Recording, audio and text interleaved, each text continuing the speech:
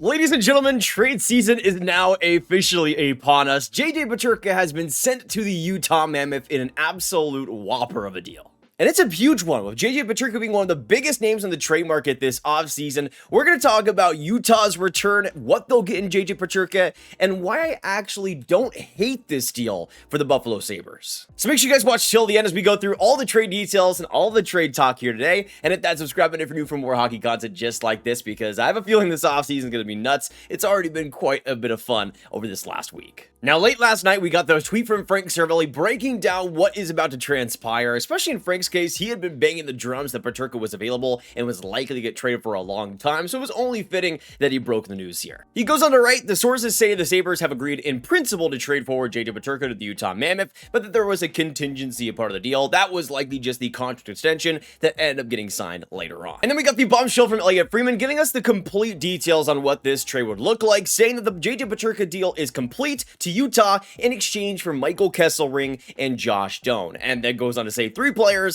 and 0 picks involved. And I think when all of us saw this trade to begin with, we were all pretty stunned by just how much Utah was able to give up so little for the caliber of player that Peterka is. The biggest thing that was a surprise to me was just the lack of picks involved. I would have assumed that Utah's second rounder, maybe a third round pick or something in the 2026 draft, would have been coming back to Buffalo at the very least, on top of those 2 players going to the Sabres. But here's the thing, after the trade call was made, we got the official confirmation on the extension that Peterka would sign with the Utah Mammoth, with a 5-year contract at $7.7 million being confirmed. And I'll say this, when it was signed and eventually put out, it made me realize a lot more why the Sabres ended up giving up on Peterka, even though he's a fantastic player, and we'll get into him in a second. I think in the Sabres case, you would have absolutely had to pay more, at least $8 million on a 5-year term contract, which at some points, I mean, could be worth it in Peterka, but it is a pretty heavy risk. Especially since, of course, it isn't a long-term 7-year type of contract, which I was kind of expecting to see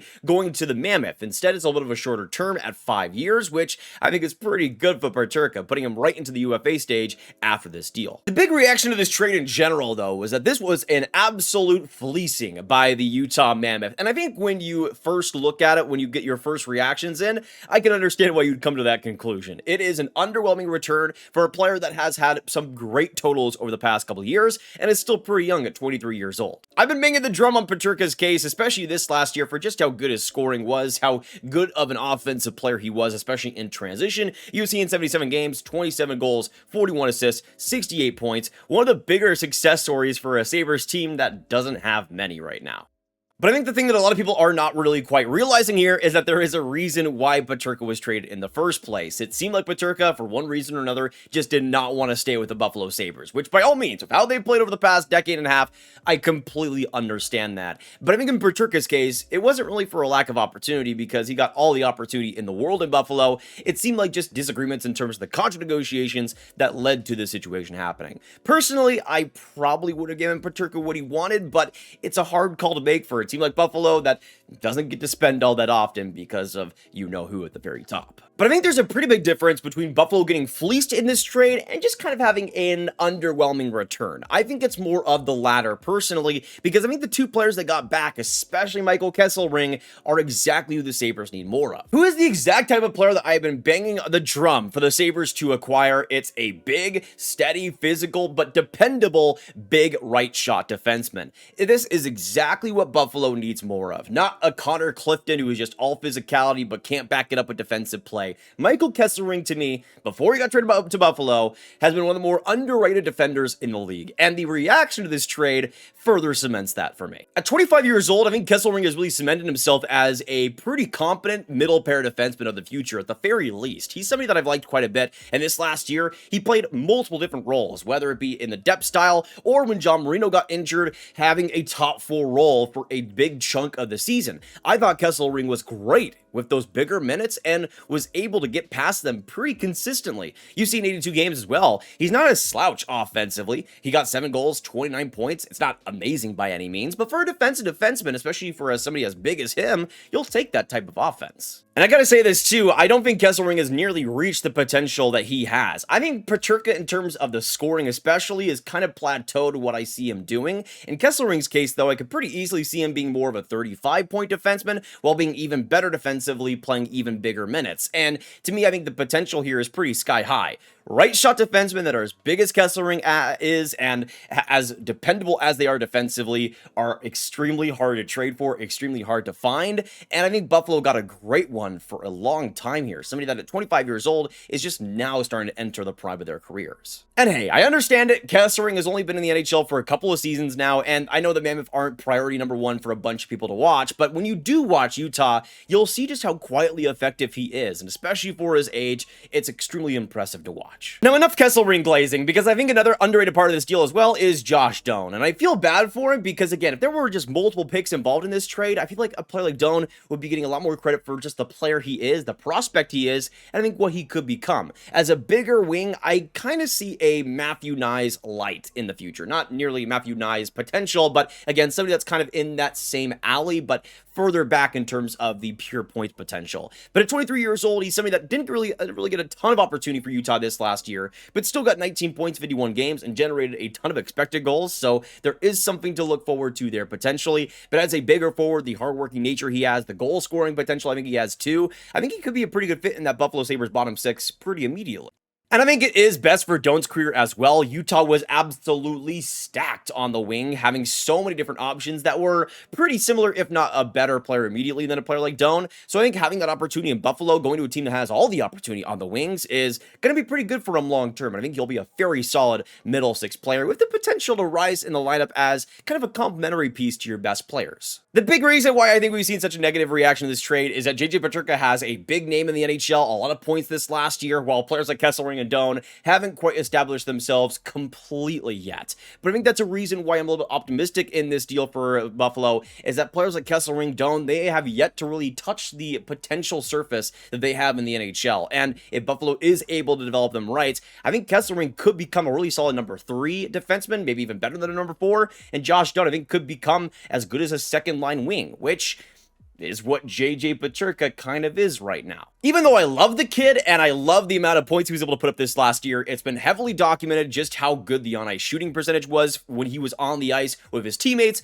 and of course him as well on the ice. It's going to be pretty unsustainable, and I do expect it to drop just a little bit next year, though of course the supporting cast in Utah is quite solid, so I don't think it'll be too much of a decline. But what has also been pretty heavily documented is the defensive issues with JJ Peterka. There was somebody that posted Michael Kesselring scoring a goal, or at least setting up a play where he absolutely deked the jock straps out of JJ Peterka earlier on in the year, so that's quite funny. Personally, for me, I don't think it's going to be as bad as it was in Buffalo. What I expect to see is a little bit of a decline in terms of his total points, but a little bit of a better overall game going forward, not, by a substantial mile, but by a decent mark. So I don't think it's going to be as bad in the defensive end as it was in Buffalo. I think Utah's going to demand a little bit more from him, but at the same time, I think Peterka is at his best when he's taking massive risks, when he's rushing up the ice in transition. And this is kind of the reason why I was shocked the most by this trade, is that I really didn't expect the Utah Mammoth to be the team to deal for him. I get it. If Utah really liked this trade offer, which is a pretty good reason to do it,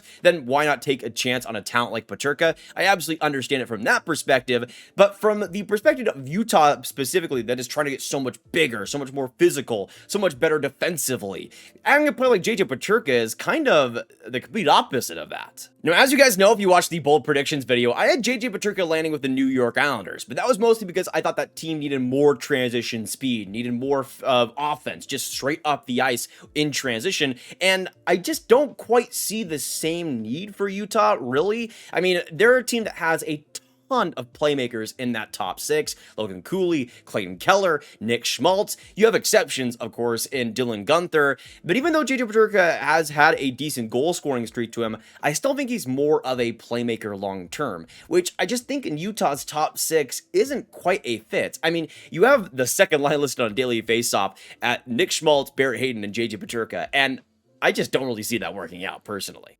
With Utah and what I thought was going to be their priority this offseason in bigger bodies, more physical players, guys that can really bang in goals, get in the net front and make things dirty, that's the type of guys I was expecting Utah to go after. And especially with their big need up the middle for, and especially a second line center, maybe that could still happen, but bringing on a big contract like JJ Peterka, I think makes it a little bit less likely. My main point here really is that I think Utah is just kind of adding to their strengths, but kind of making those weaknesses a little bit more obvious, especially in that top 6. I love me some Keller, Cooley, guys like Nick Schmaltz, but there's not much defense being played there, man. And they don't quite have the insulators to be able to make that work completely. Especially if they're going to go after a John Tavares in free agency, then you're really not getting any defense in your top 6. I'll say this, though, at the end of the day, even though I don't think it's the greatest fit for Peterka and even Utah, I think they just got a fit that they couldn't refuse. They couldn't refuse the type of trade they were offered. Even though Kesselring is a solid player, Doan's a solid player as well, these are two guys that are pretty replaceable. Josh Doan in the case of JJ Peterka immediately, and then in the case of Kesselring, a player like Dmitry Simashev, I think could play a pretty similar role for them going forward. So when it comes to that perspective, I absolutely see why Utah made this deal happen. Why not get an immediate player who at his age has proven so much with his production and his finishing level?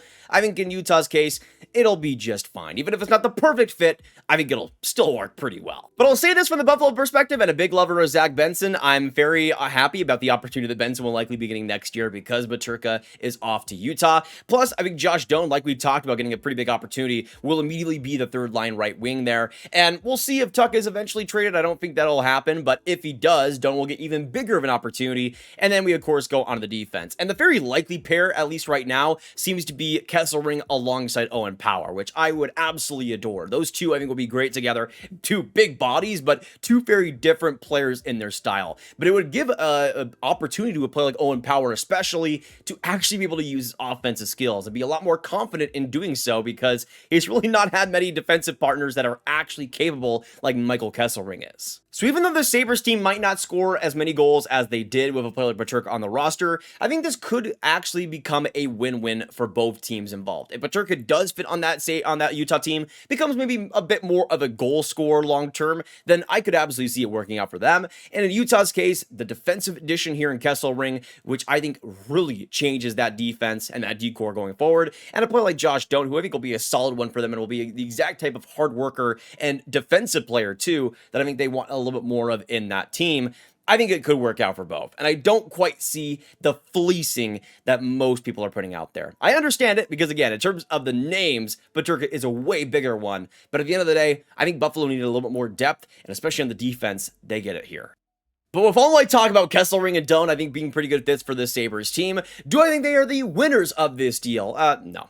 I still think Utah, in terms of the pure value, is probably the winner of this trade. But really, my main point throughout this video is that I think the Sabres did better than I think people are letting on. At the end of the day, it's hard to win a trade with a player like Peterka that wants out, that is as young as he is and as talented as he is as well. It's always going to sting trading that type of guy. You're rarely going to get a better player than a guy like Peterka when you're dealing him. But I think in the Sabres case, they needed to fix some holes, and the obvious, clear one for everyone to see was right defense. And my goodness, there's not many younger players that are at the level that Kesselring is, and as dependable as he is defensively, while bringing the skating speed and the physical body. There's just not that many guys available in that mold, and the Sabres got, I think, a pretty special one. So in terms of like the trade grades, I would say, I think Utah did pretty well here. I'd give them a A-. The contract extension, I think, is still a little bit iffy, especially when you don't have long-term 7-year type of deal, especially since that will take them right up into UFA and make things a little bit difficult for Utah, but still, I think it'll work out for them pretty nicely. But for Buffalo, even though I think most people would probably give them like a C or maybe even like a D range because they're giving up a player like Peterka,